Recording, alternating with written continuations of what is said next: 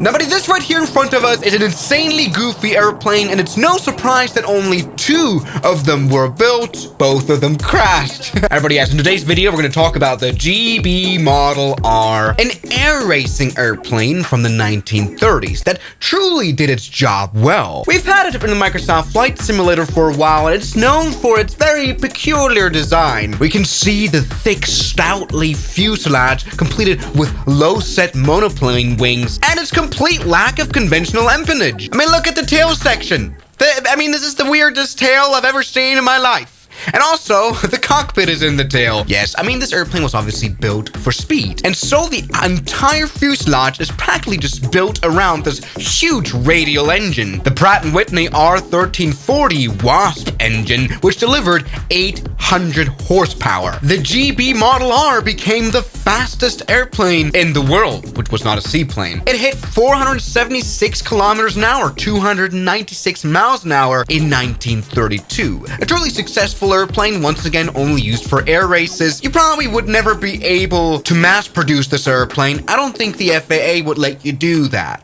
Okay, if they look at Boeing, never mind. No, truly, I don't think this airplane would be approved for normal service. The cockpit in the tail section of the aircraft it's kind of part of the vertical stabilizer. Makes a lot of sense considering this plane's used, of course, in order to give the racing pilot better vision while making, the crowded pilot turns. Great for racing, but very bad for usual flying. If we go into the cockpit, by the way, this is a very small airplane. Look at this weird window. Look at the goofiest way to enter an airplane ever. It's not a window, it's a door, but it looks like a window. Let's get inside of the airplane now. And here is the problem of having a cockpit like this. You have no idea where you're going. Of course, this is a tail dragger. And because we've got this thick nose in front of us, we can't see anything we can't see anything. Taxiing this airplane must be horrible. Oh, come on, that's a common tail dragger problem.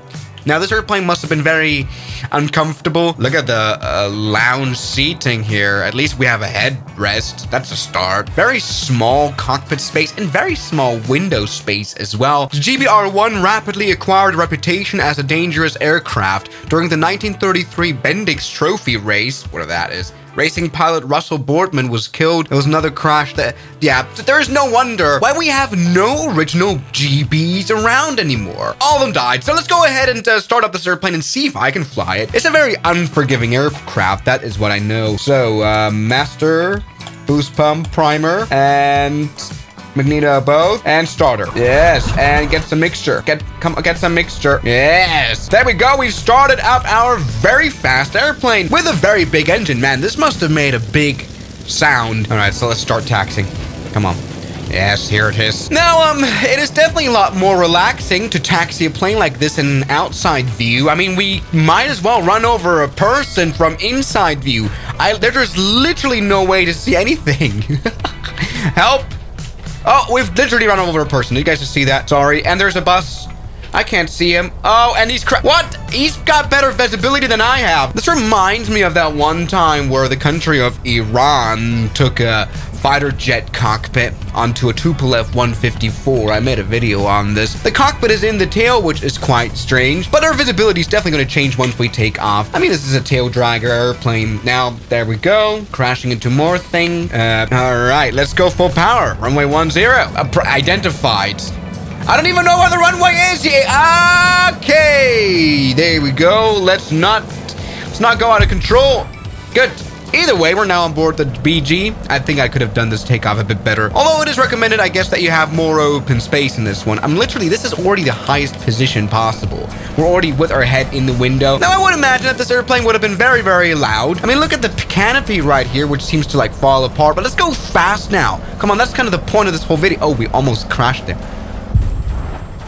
Jesus Christ, what's wrong? Let's go full power and see how fast we can go. Look, we're already at 150 knots. Truly, this airplane is insanely fast. Don't know how that was possible. 200 knots. Look at that. And of course, it's very agile. Now, it doesn't have the biggest flight control surfaces. It doesn't have any flaps. So I guess landing this airplane on a short runway won't be very easy. Takeoff is easy. But we need 70 knots for this airplane to land, which is quite a lot. Oh my God. It doesn't have a lot of stability at all. Look at that. Look, we almost tumbled out of control. We tumbled out of control here. This is a super hard airplane to fly. Wow. All right, let's keep things calm now so that we don't, tumble out of control again. But the problem is this airplane's controls is very reactive, like very. Like I'm barely pulling on the joystick now. But either way, all is good. Down here is the runway, which I cannot see. Like landing this plane is absolutely impossible. I mean, this reminds me of the Spirit of St. Louis airplane that doesn't even have a window. Okay, that one was a lot worse. But look, here it is. We're landing way too fast. We've crashed another GeeBee here. All right, come on. You can do it. But brakes are quite strong, to be honest. Brakes are quite good, actually. There we go. We've done it. Barely. And we have this mountain to go climb here. Yes, we landed way too fast. I'm just super unconfident with this airplane. Like, no wonder that over the past 20 years, we don't even have a proper replica. No one would want to sit in this aircraft. Come on, let's maybe try flying at an airport that is suitable for this plane. All right, come on. This is a bit of a more suitable runway here for our GeeBee airplane. Come on, let's get into the cockpit now. All right, come on. Let's go give power very carefully. We, of course, have to give in some right rudder. But it's really... Oh, whoa. I still had the parking brake on. Come on, let's try to give in power carefully here. Really, this is the top, like the highest position you can be in this cockpit. I cannot see a runway. And it's, oh my God, we're gonna leave the runway now. Jesus Christ, stop drifting. Just go full power and try to somewhat get into the air. All right, like that. All right, perfect. I've survived. I survived the GeeBee. And we haven't crashed. Well, barely, we did. Look how thick this fuselage is in comparison to the wing. Let me go do a... Uh-oh, won't even do a loop. This airplane doesn't really do well in flying. Wow. All right, let's maybe try to at least come in for a landing now. Whoa, whoa. And whoa, whoa, whoa, whoa, whoa. It just keeps dying. This airplane just doesn't want to fly. And I'm being serious. Come on, I'm not like the worst pilot in the world, but you really have to be careful with this one. Let's try to just do a teardrop maneuver and come back for the airport here of Princess Juliana. Come on. All right, come on. Whoa, whoa, whoa, stop dying. You're at 140 knots. There's no way you can stall out now. All right, here we go. We've got a long runway, so let's go ahead and reduce throttle here. Because of the thickness of the engine, I guess, we can lose speed quite quickly now. Come on, let's touch down smoothly. All right. Okay, there you go. We've made it. We've landed extremely quickly here. But there we go. We can now brake.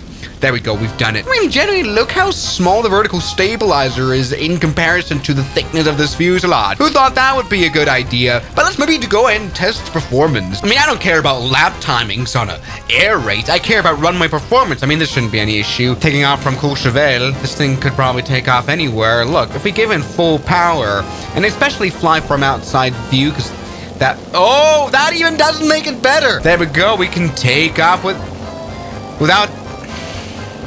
many problems, actually. Jesus Christ, stop being so problematic, airplane. Look, we stall out here at 100 knots. I don't know why, but this airplane is now tumbling to the ground.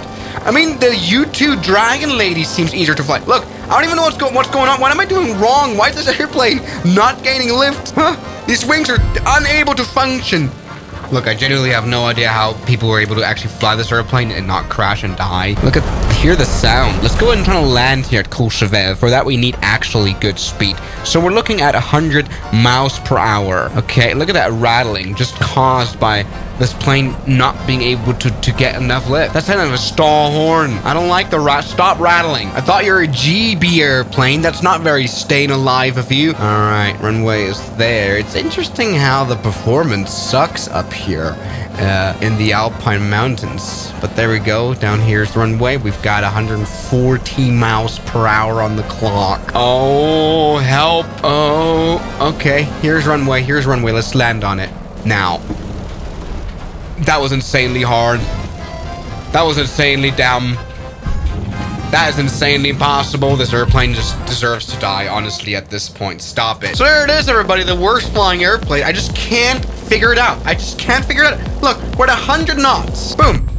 Falls to death. I give up on this plane. So everybody, thank you guys so much for watching this dangerous video. I'll see you guys tomorrow as always. Good night. And a special thanks goes out to my members, my supporters. Guns Killer, R27, James Duram, That Dude, Anime Gods of Gaming, Derek, Insider Plane, Nishijitsu Finder, Professional Jamal, Ryland Williams, and New the York. You've got beautiful names.